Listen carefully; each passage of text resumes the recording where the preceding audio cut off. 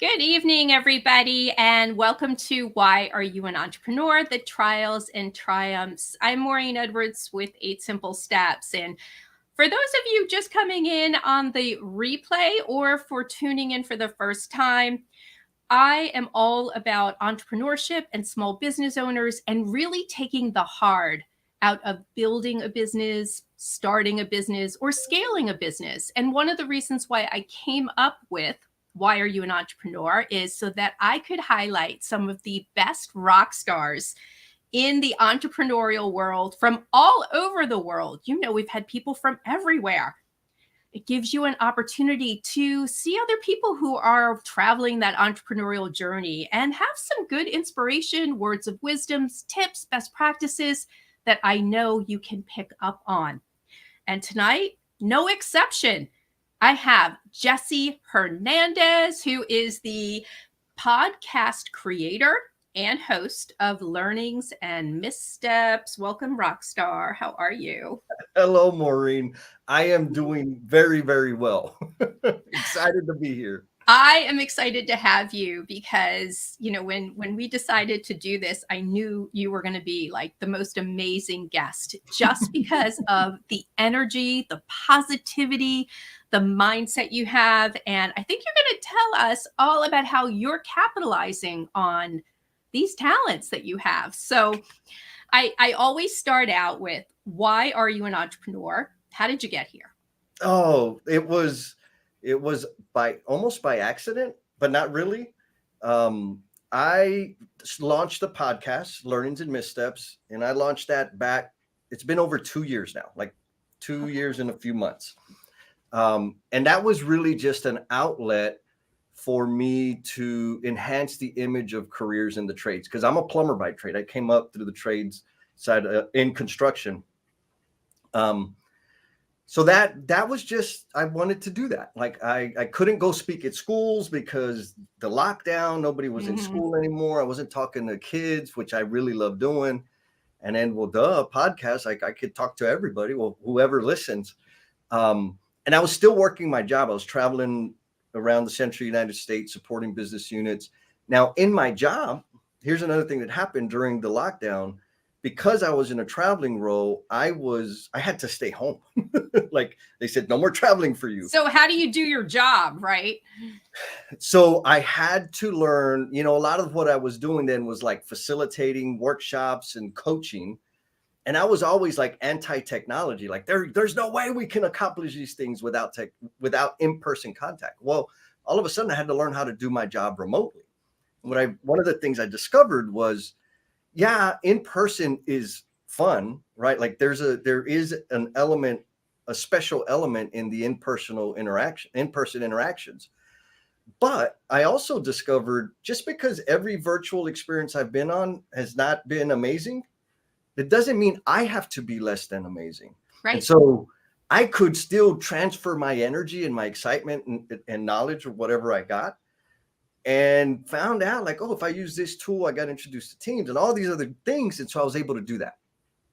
But it became really apparent that what I enjoyed the most about the job was the one-on-one coaching that I was doing with people, because then I could see the impact, like the change in thinking and the impact in the way they were treating their team, the way their direct reports were experiencing life at work, and the way their lives stabilized to a degree. And I was like, oh my goodness, how do I do this full time? But my job wasn't designed for me to do it full time. So I said, okay, I did some quick math. How much do I spend a month? And I'm pretty frugal. So my lifestyle costs this much. Multiplied that times 18. It's okay. I need to get this much money in the bank. And I'm going to buy a house, because I need like a real job to get the house financed, because I want to renovate the other house. But that's another story. And so I went working down that path for about 18 months, met the goals, and launched the business. But the indicator that it was time to launch, because that was like a 5-year plan. People started calling me. I got a random call from a good friend now. He was in Boston, now he's in Florida. And he was like, hey man, I need I need your help. And I was like, what are you talking about? I thought he wanted to be on the podcast. That's not what he wanted. He said, man, I need help. I'm trying to design a leadership development program for my crews.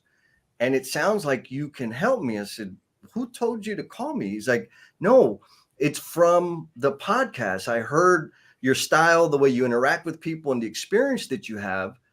Like, can you do this? And I'm like, man, I got a full-time job. Like, not really. And so that was the first time. And then since then, like several times, several people would do that. And I'm like, man, like if I'm gonna move, I gotta move now. Yeah. And so that, I quit the last job, still didn't have my website set up, still didn't have my email, like all the stuff, right? Like I'm figuring it out along the way. And then I started getting business. And so that was like one of the really surprising things, that I started getting business right out of the gate. And my takeaway from that was, I've been serving people for a very long period of time, and I wasn't thinking of it in those terms. And so what people recognized was whatever value I had provided to them in the past. Mm-hmm. And because of that, they were ready to hire me independently. And the reason that's important is because I was a big jerkhead a long time ago. And if I was still a very selfish, self-centered jerkhead, my business, I would not be having any revenue right now. But because I began valuing relationships and valuing people, I credit that 100% for the amount of business that I have currently. I love everything you said here. The one thing is you prepared. A lot of people would have maybe just jumped into it, but you actually had a prep plan. It wasn't just a side hustle. I always say on the show, I do not like to call it side hustle, because you were actually planning. It wasn't just a freelance. It wasn't just for an extra money for vacation. You were planning to take the leap. And that's the first thing I say to people, until you do, like you did the best thing, add up how much it's going to cost.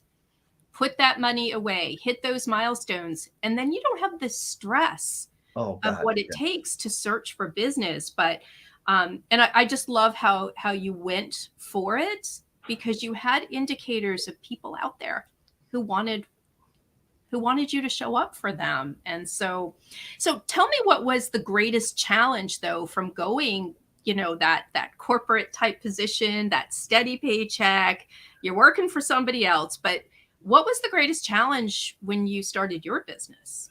Me, like the head garbage. That was so, like I started working that exit plan back in whatever, June of, 2019 or 2020, whatever it was. Anyways, the first June in COVID. That's when I started. Yeah. Was it 2020? Okay, 2020. And like the money piece was easy, because you just save the money, don't spend it, right? Like no more tacos every day and no more expensive coffees, whatever. The house piece wasn't that hard, just buy a house. But in my head, because I wanted to have like real deep impact and interactions with people, building a business on that was going to be difficult, because it's a high touch situation. And I don't have a college degree. I don't have a lot of letters after my name. I don't have a lot of certificate. Like I don't have a lot of credentialing and stuff. You don't need them. I didn't know that, right? Like I've always, I had my plumbing license and this sort of thing, but for this type of work, I didn't have any credentials. And I took another job. I left the one awesome job, which was like a central region job, to a national responsibility. And the organization, what they asked me to do was come and help them transform their culture. And I'm like, that sounds awesome. But I was thinking about my business, because I knew I was going to be launching a business. And I thought, if I go work for this national brand and play a significant role in the transformation of their culture, I will have earned credibility so that I can start my business. Now, what was happening at the same time, kind of back to the podcast, launched the podcast, got introduced to live streaming, had an idea about having a live stream around some letters that I got from an ex romantic relationship. And so we started having these live stream conversations with Jennifer Lacey. And through those conversations, and here's like a key point, I think, for a lot of people out there that are on the entrepreneurial path. Through those conversations, I was able to just be me. I mean, not like able, but like I'm in my house and I could behave the way I want to behave.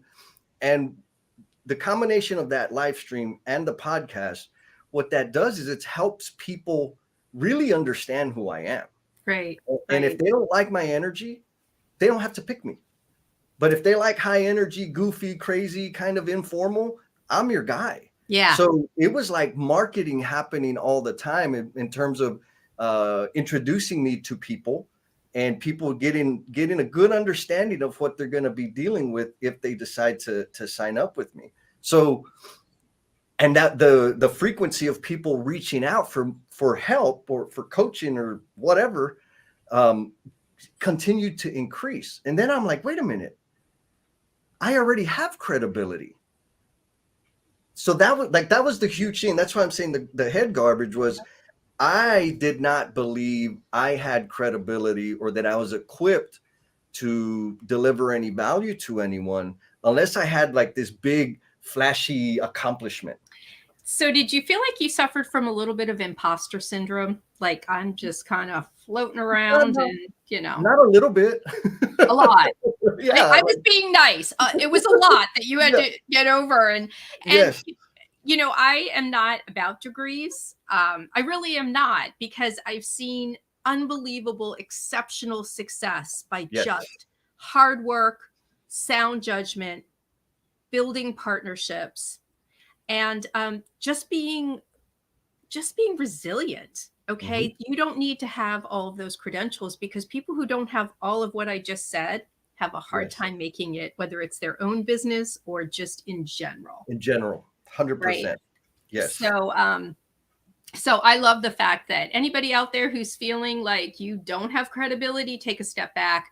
The biggest thing you have credibility with is taking the risk, the calculated risk, and you have so much courage to do what most people can't. Mm-hmm. There's your credibility. Yes.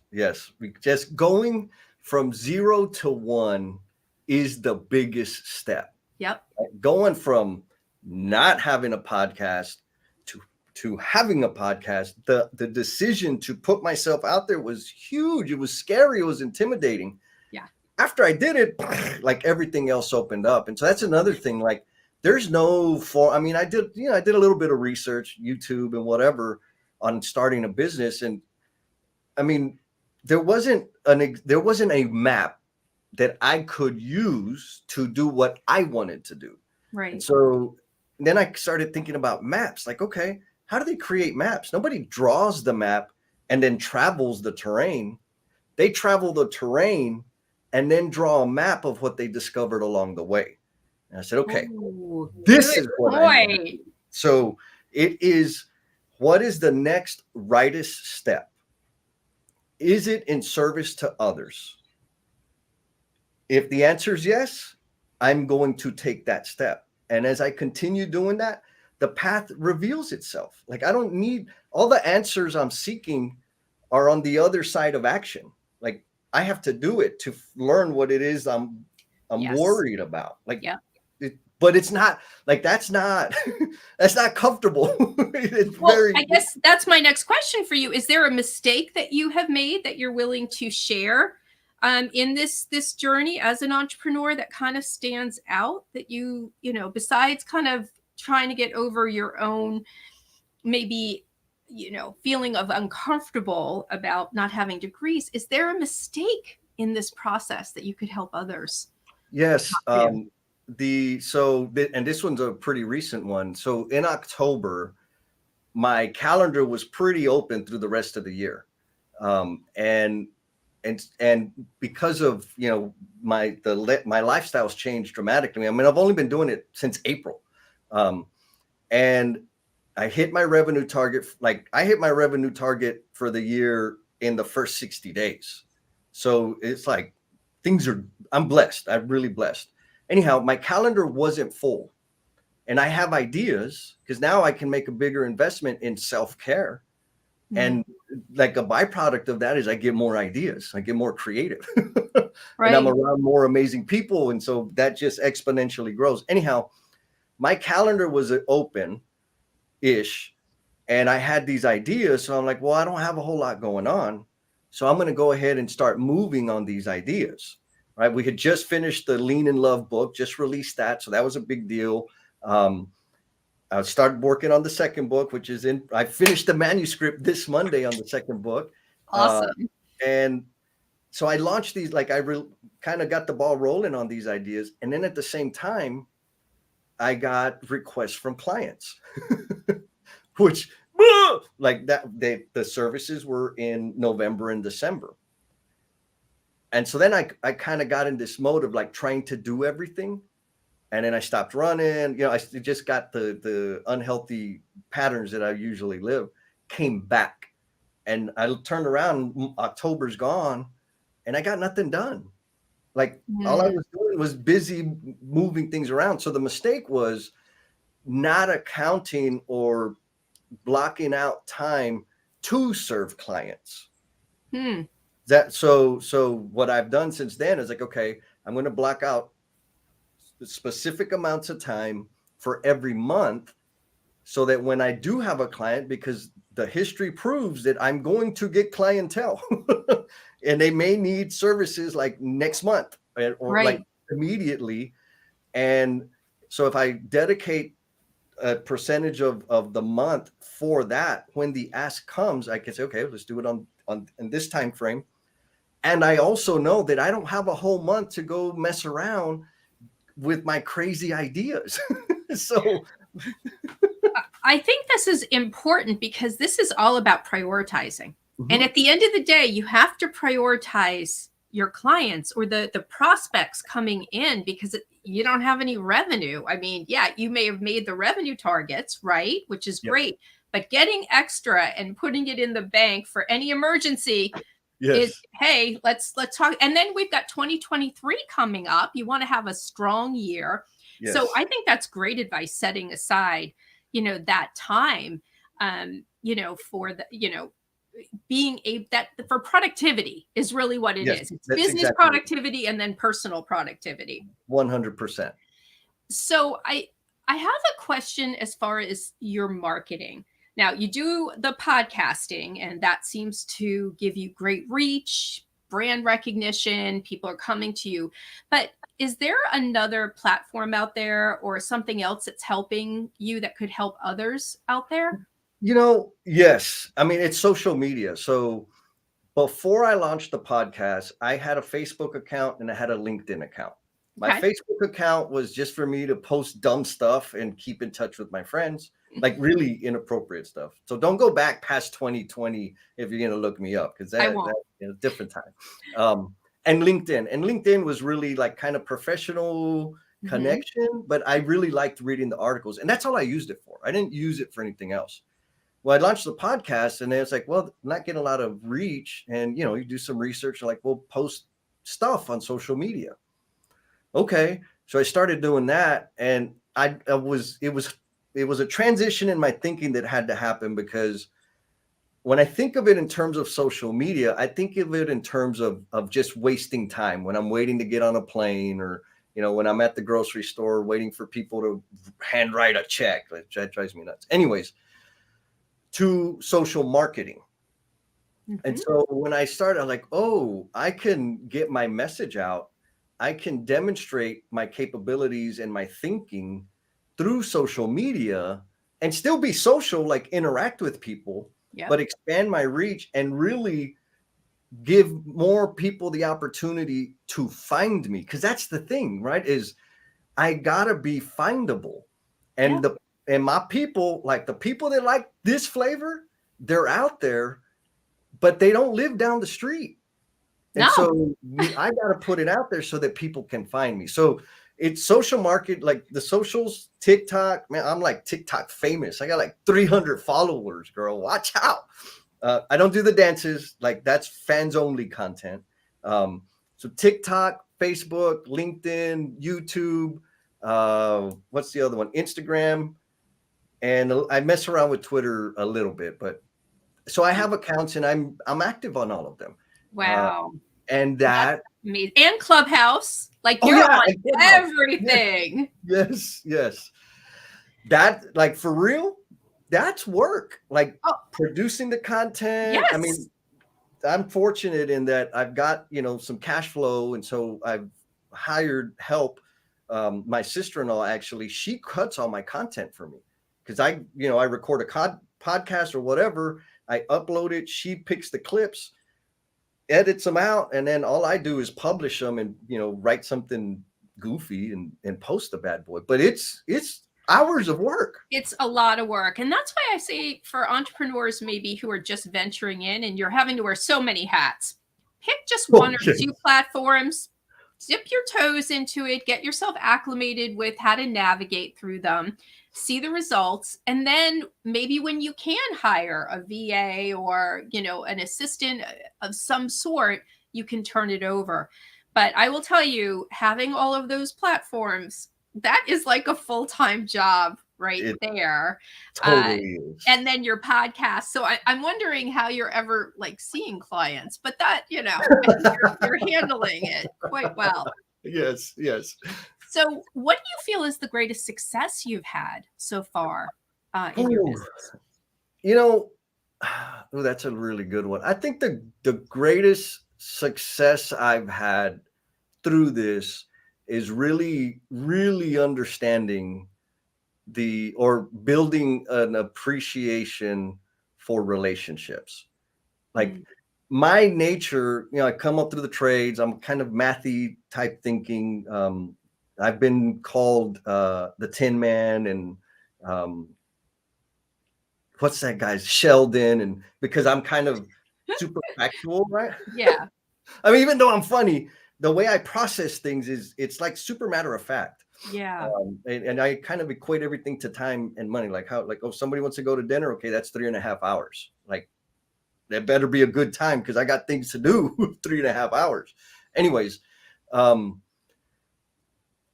through this, what I think the triumph is that I now have a deeper appreciation for relationships. Like being invited to dinner after work when I had the full-time job, I was like, why am I going to do that? I'm going to see you tomorrow. Right. But dinner is kind of where some of the meaningful interactions happen, right? The more vulnerable type interactions happen. And so along the way, with the live streams, with the book, and with the community that's been growing with No BS with Jen and Jess, because we have that live stream every other Saturday. What I've learned is the relationships, I appreciate them, but more importantly, for those relationships to happen, I have to demonstrate vulnerability, period. So demonstrating vulnerability signals to people that I'm human and it's okay to be human around me. Yeah. And then we can connect in a deeper manner and amazing magical things can happen. Yeah. So who is one of your favorite clients? You don't have to give the name, but was there somebody special that you did an event or a program or a leadership conference and workshop for that just stands out? So I'm going to go general and then I'll get more specific. So my favorite type of client are the leaders that are reaching out because they want to make things better for their people. Okay. And they're not like dropping their car off at the oil shop to get the oil change while they sit down and read their magazine. They're in there helping change the oil, right? So it's kind of different. And so those leaders that are want to do things, want to be a better servant leader to their team and prepared to get their hands dirty and be involved in the change that they're seeking. That's my favorite type of client. Yeah. The highlight, there's a bunch of them, but the highlight right now is one individual who was in one of the workshops that I had done previously with the previous employer. He was faced with the problem, like a real business problem on a project, and reached out and said, hey man. And actually when we were doing that, I was trying to recruit him to come work on my team because of the way he appreciated people. Anyways, he reached out and he's like, hey, this is our problem. I know that thing that we were learning can help our problem. Will you do this for us? And I said, absolutely, because he understood the value. He put the time in. So it's not like it wasn't like my mom telling me I better get straight A's and I'm in calculus and she can't help me with my homework. Like he knows. And he was willing to put himself on the line on that project and with the organization to say, we're going to make this investment, bring this wacky, crazy guy in here to try to get us back on schedule. Like it's a real thing. It's like pretty intense. But so it's that, for a lot of reasons, the relationship, the fact that he put in the time, the sweat equity to understand the methodology, and then go out on a limb and get this crazy guy that just started his own business to come in and because it's invasive, to come in and be a part of this team. Yeah. It was a lot of risk for him, and I'm grateful for that. So where do you expect this company to go? Like in the next year, where do you want to take it? In the next year, I'm anticipating that I will be doing more of, so one of the services is, I call it sweat equity improvement. And it's helping leaders learn, leaving them with the thinking to redesign burdensome work. And so this 2023, I'm anticipating that to grow, to expand in terms of asks, people wanting that. The other thing I'm seeing is the opportunity to spend intimate time with leaders and their direct reports, because the function, the button pushing, the doing of the job, that's easy, and it doesn't matter what job. Like building a building, it's not hard. The hard part is the relationship piece, and so helping translate or kind of be the Rosetta Stone that helps the leader and their team understand why they're missing. I think that's going to pick up a whole bunch. I think so too. So what would be maybe just a quote or a Jesseism of inspiration for entrepreneurs out there? What would you want to leave them with? So a Jesseism, I got a bunch of them and now I'm drawing a blank. So I'm going to cheat. I'm going to use a quote that's impacted my life tremendously. And the quote is, there is a space between stimulus and response. And within that space lies our power to choose. And the more I choose, the more I expand the space and have greater and greater control over the outcomes that I'm seeking. That's not the exact quote. That's my version of it. So if people want to get a hold of you, how do they reach out and find you to talk about what you do for them? Oh, yes. Thank you. So I got the website, depthbuilder.com, depth, like in deep relationships. Yeah, I like it. Right. So depthbuilder.com. I'm on all the socials, on LinkedIn. Well, if you go to the website, you scroll down and that's where you pick all the buttons. It'll take you to my stuff. And LinkedIn is where I spend most of my time. Yeah. But anywhere else, like if you comment, I'm gonna comment back. I'm gonna follow you. We're gonna connect somehow, because that's fun. Like it get that little shot of dopamine. And there you could also access the book, Lean in Love. There's a little button for that. The second book that I just finished the manuscript for. You want to guess what the name of the second book's going to be? Depth Climber. No, close. It's going to be like super creative. Learnings and Missteps. Okay. My path to becoming the promise I'm intended to be. I love it. And yes. I do love how you're changing one world at a time. That's right? It. Oh, yeah. I forgot about that one. Yes. I remembered it. Yeah. Thank you. Yeah, because that's it. We can change the world one world at a time. Yeah.